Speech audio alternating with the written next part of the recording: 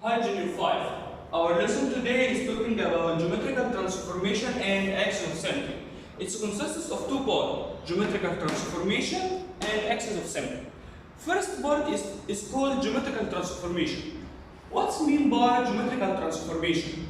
Geometrical transformation means change the position, the figure, from one place to another. If you have a figure like this or any object like this and you want to change its position, it's called geometrical transformation. If you have any object and I wanted to move or change the position of this object from one point to another, it's called geometrical transformation. So now we have three ways to change the position of any figure, or three basic geometrical transformation. They are rotation, reflection, and translation.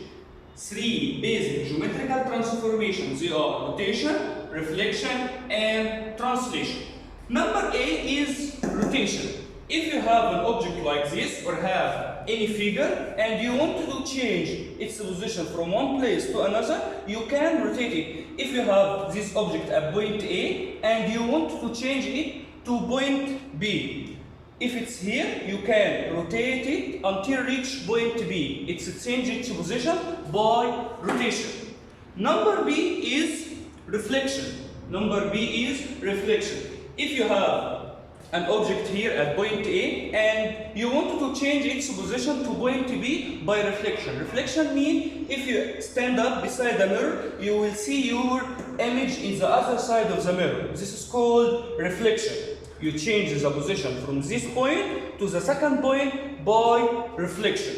Number C is translation. Translation means change the position of this object from the first point to the second point in any direction. Change the position of this point to another point in certain direction. After we finish geometrical transformation, let's move to the second part of our title, which is called axis of symmetry. You listen about axis of symmetry in Junior 4, and we will make a revision on it and put something new. Look at here. What is axis of symmetry? Axis of symmetry is a line or a straight line that divides the figure into two identical or congruent parts that can be folded. You can fold them on each other and they must be identical. Again, axis of symmetry, it's a straight line that divide or dividing the figure into two identical parts or congruent parts that can be folded. This is the line. You can divide the figure into two identical parts, and this line must be in the halfway between the two parts and can be folded. If you look here in this square, it's have four axes of symmetry. If you look here, this is the first line.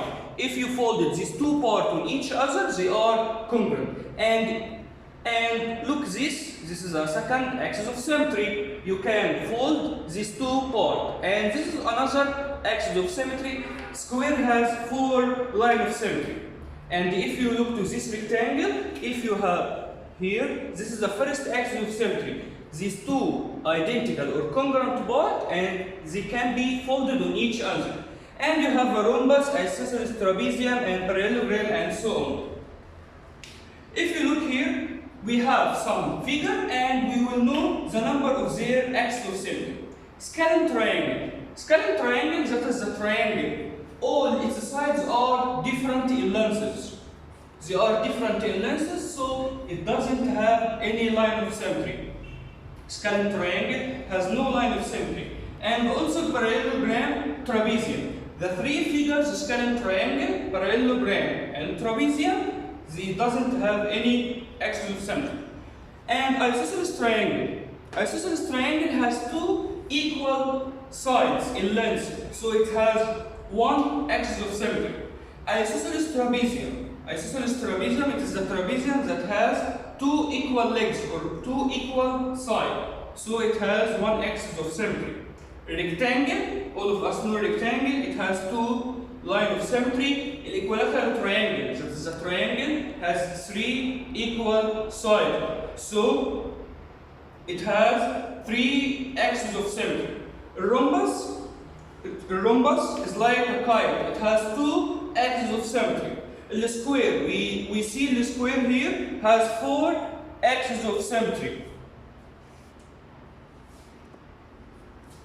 And the final one is regular hexagon. Regular hexagon, this is the figure consists of 6 sides, and the regular hexagon, the 6 sides are equal in length, so it has 6 axes of symmetry.